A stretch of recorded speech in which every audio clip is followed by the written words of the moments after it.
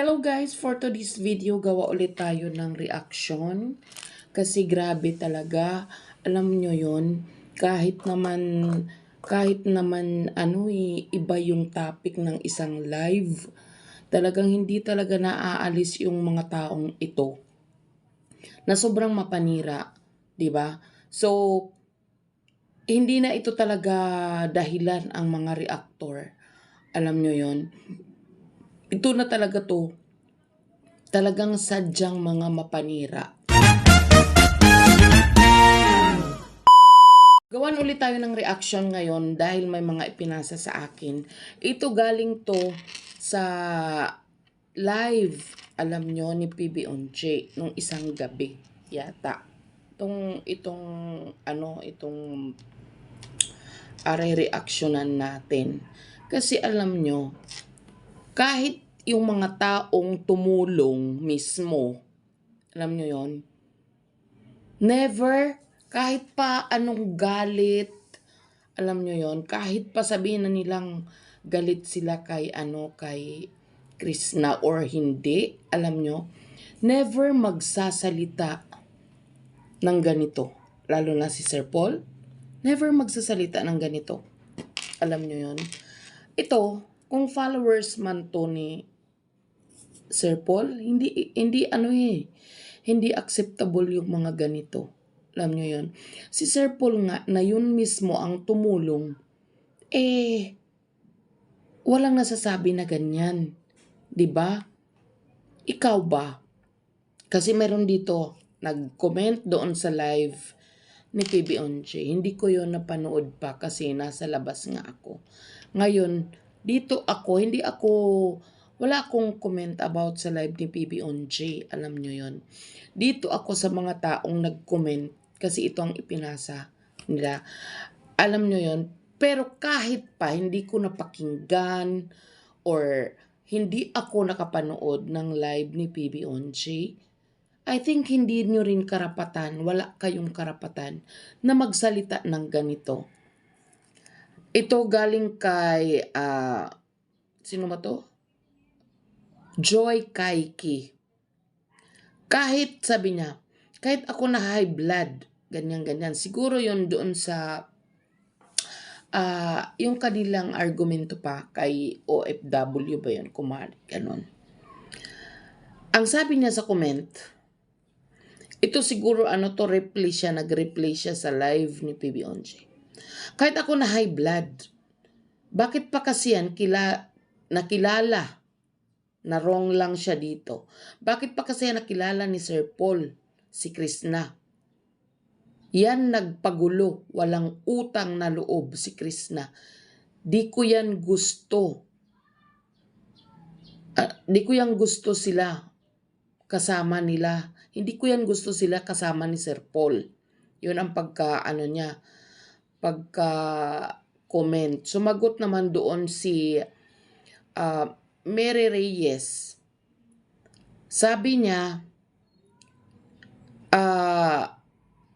Jackie Kiang. Tahimik ng PB team dati. Ganon. True, parang ang yaba naman yung girl na nakuha nila. Dito ako mag-focus kasi kay Joy, ang apelido nito, ano bang pangalan? Basta Joy Chai Kiang. Oo. Kung dami account man yan or of course maririnig mo to. Dito ako sa kanya mag-focus kasi bakit nakapag-comment yung dalawa? Dahil doon sa comment niya. Unang-una, hindi ikaw ang tumulong, 'di ba? Yung mismong tumulong nga, walang sinasabi na ganyan na pagsisisi, 'di ba? Anong karapatan mo na magsalita ka ng ganyan? 'Di ba?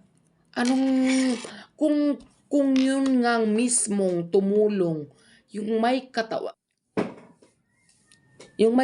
nga na tumulong, never kang nakarinig ng ganyan.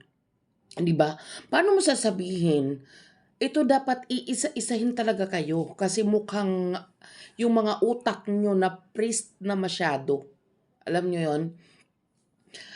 Paano nyo sasabihin? At saka binanggit mo kasi dito pangalan ni Krishna. O, di ba? Asaan dito yung Asaan dito yung pagsunod nyo sa pakiusap ni Sir Paul na walang bashing? 'Di ba? Hindi galing sa amin yung gulo, galing sa inyo. Alam nyo yon? Galing sa inyo. Kita nyo, sa comment mo, wala namang nag-comment dyan na supporter ni Chris na sinagot mo. Ikaw yung nag-umpisa ng comment. O 'di ba? Hindi na nanggagaling sa amin yung gulo.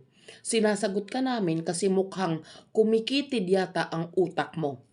O, sabi mo dito, bakit pa kasi yan nakilala?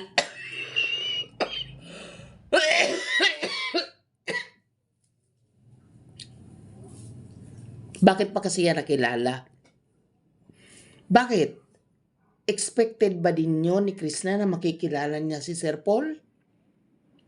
Ang tawag doon, kaloob ng Diyos yun. 'Di ba? Kasi hindi rin naman sila ang purpose ni Sir Paul sa pagpunta doon, kundi yung inirefer ni Laika. 'Di ba? Expected ba niya yun na makikilala din niya ni Sir Paul? 'Di ba? Isip-isip din kung gumagana yung gamong-gumong utak. Tapos sasabihin mo, nagpagulo, walang utang na loob. Sa nagpagulo, sa pagdating ba doon ni Krishna, gumulo sila, 'di ba ang saya? 'Di ba? Ang saya. Ang daming ngumiti. Ang daming nawalan pansamantala ng stress nung pumunta siya doon. 'Di ba? Mga matatanda na lagi lang nakamukmok sa kanila, nabuhayan ng loob. Lagi sila naka-smile. Lagi silang nakaabang na sa mga upload nung napunta siya doon. 'Di ba? Magulo ba? Sumaya nga sila para pareho, 'di ba? Nag-enjoy din doon si Krishna. Sumaya sila. Saan doon yung gulo? Kailan? Alam mo yun kung kailan nag-start ang gulo. 'Di ba? Ha? Huwag kang dyan, huwag kang feeling dunung-dunungan. 'Di ba?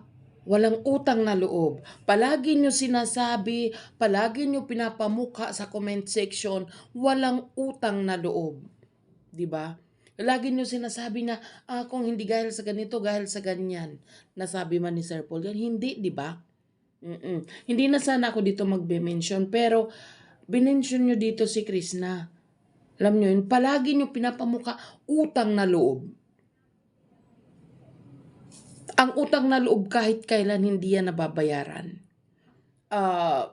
Tinatanaw ang utang na loob, hindi yan nababayaran. So bakit nyo paulit-ulit na sinasabi yan? Ikaw ba? Ano bang naiambag mo sa kanilang dalawa? 'Di ba?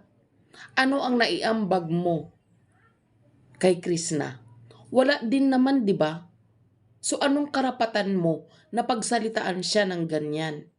'Di ba? Wala naman 'di ba? Masaya lang kami. Sabihin ko sa iyo, masaya lang naman dito pag wala katulad yung mga comment na ganyan. 'Di ba? Kasi si Krishna wala siyang na sumagot sa inyo ng ganyan. Pero mali ang ginagawa nyo. 'Di ba? May mga tao talaga na nakikita talaga kung ano yung kasamaan nyo.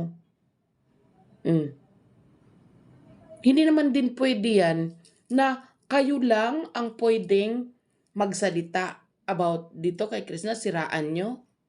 'Di ba? Kami dito hindi kami naninira. Wala kaming sinisiraan. Kaya kami nagre-reaction dahil sa mga katulad nyong mapanglait, mapanghusga, 'di ba? Mapangsumbat. Wala naman kayong ambag, 'di ba nakakahiya 'yun? Mas nakakahiya 'yun sa part nyo.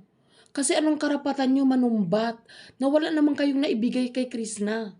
Wala kayong naitulong. Na yung mismong tao nga na tumulong, wala kayong naririnig. 'Di ba? Oh, bakit? Natural. Didepend namin dito. Kasi masasama ang mga ugali nyo. Kahit nananahimik yung tao.